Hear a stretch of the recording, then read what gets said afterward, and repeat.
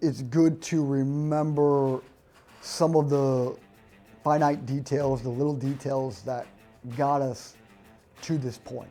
And it's great to play a more attractive, better brand of soccer, but you can't forget the little details that got you here in the first place. And that's doing the dirty work, the 50-50s, the aerial challenges, the set pieces, and doing all the little things that add up to the bigger picture.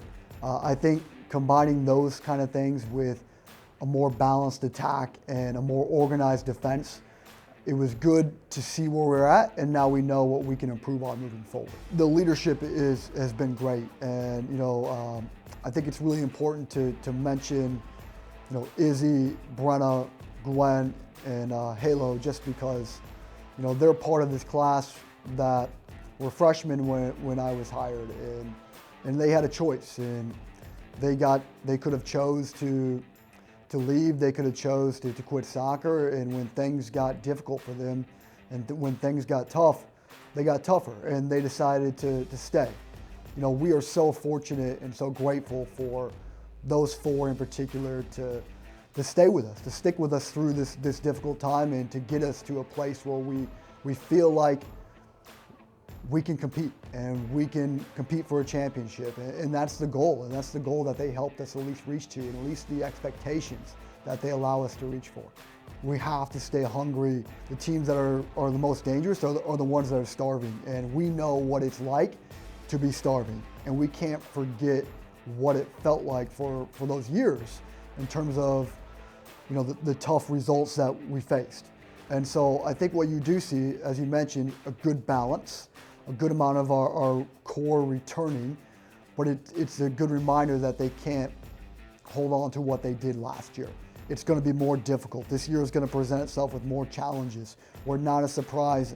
In my opinion, this will be our most difficult year, our most challenging year when we approach each and every opponent. Because now you go into each and every match with a little bit of a target on your back. You're not going to surprise anyone. Everybody wants to knock you down a peg, and I think our group is aware of that challenge, but it's one thing to be aware of it, it's another thing to meet it head on. I think the important thing is we have to remember that we got ourselves to this point for a reason, and we just have to keep proving ourselves that we compete at the top of the GLIAC now. Some people might not think that, but we just have to keep showing everyone that we deserve to be here and we've earned this spot. All 37 of us, we have that culture, we have that mentality, we're all locked into this process, and it's a whole new feeling. From my freshman year to now my fifth year, it feels so great to see everyone so committed to what we want to do, what we want to accomplish. The older girls and the younger girls on our squad are just very embracing of that mentality that just it takes every day in practice to show up and want to get better and want to make your teammates better.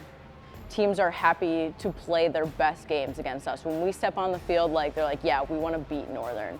And so we kind of have to embrace that target and be able to up our level and take the next step to one-up that.